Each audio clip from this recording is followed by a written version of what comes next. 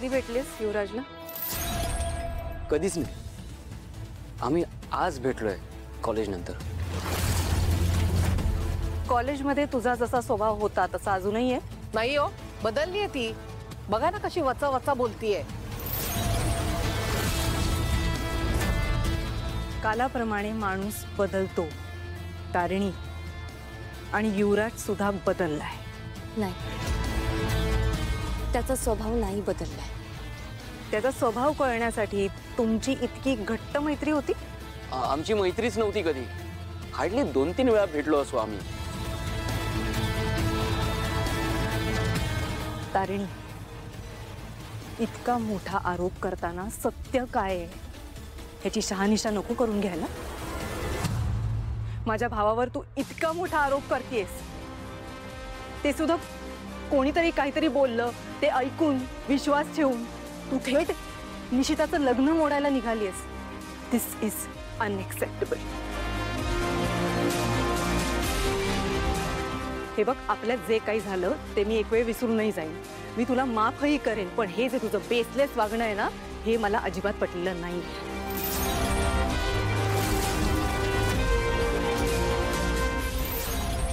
तारिणी, माफ करायला किंवा माफी मागायला मोठं मन लागतं, आणि माझ्या युवराजचं मोठं मन आहे, कारण त्यांनी माफी मागितली, तू मागितली नाहीयेस. आणि मी तुला याआधी बोललीये, माझं कुटुंब माझ्यासाठी माझं सगळं आहे. माझ्या कुटुंबासाठी मी काहीही करेन. मी त्यांचा अपमान सहन करणार नाही. मी युवराजचा अपमान तर अजिबात सहन करणार नाही.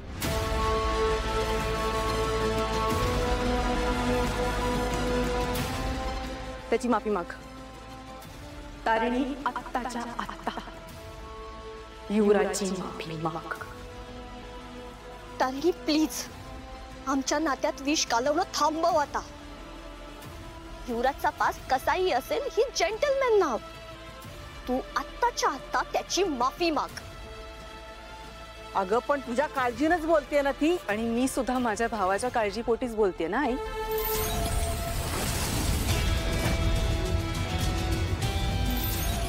तारिणी सॉरी म्हण. नाही,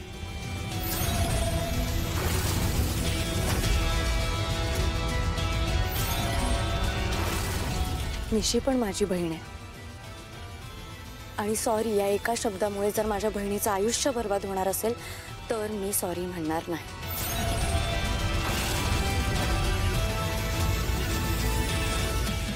जोपर्यंत माझी खात्री पटत नाही की युवराज बदललाय, तरी अशा घराशी आपण संबंध का जोडायचा? आपल्या मुलाचा केवढा मोठा अपमान झाला, त्याला काय अर्थ आहे? त्या घरची मुलगी आपल्या घरची सून होऊ शकत नाही. एक्झॅक्टली बरोबर बोलतेस तू काकू. ही तारिणी म्हणजे तीच आहे ना जिने भर रस्त्यात माझा अपमान केला होता? नाही, फक्त अपमान नाहीये, कानाखाली मारली होती.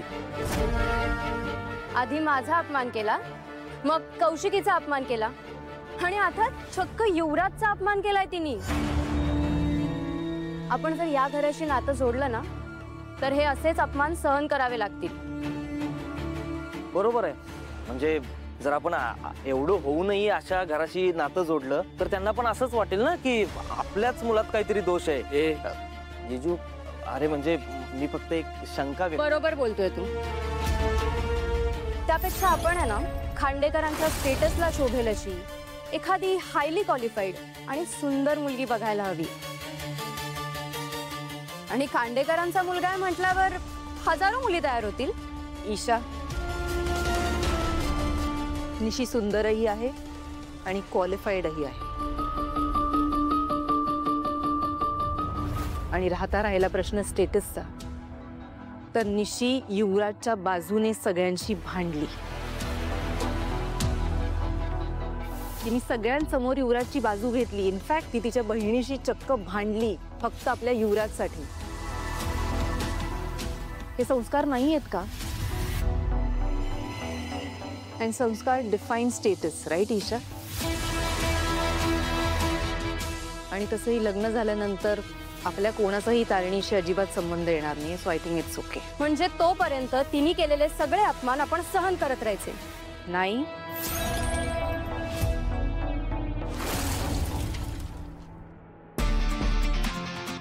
अजिबात नाही.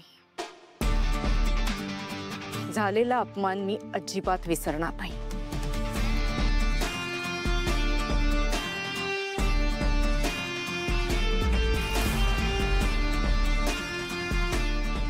माझ्या कुटुंबाचा मान माझ्यासाठी सगळ्यात जास्त महत्वाचा आहे.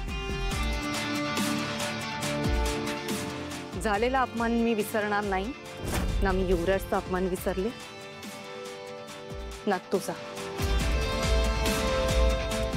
झालेल्या अपमानाची माफी तर तिला मागावीच लागेल, आणि ते सुद्धा साखरपुडा होण्याच्या आधी. पण हा साखरपुडा होणार.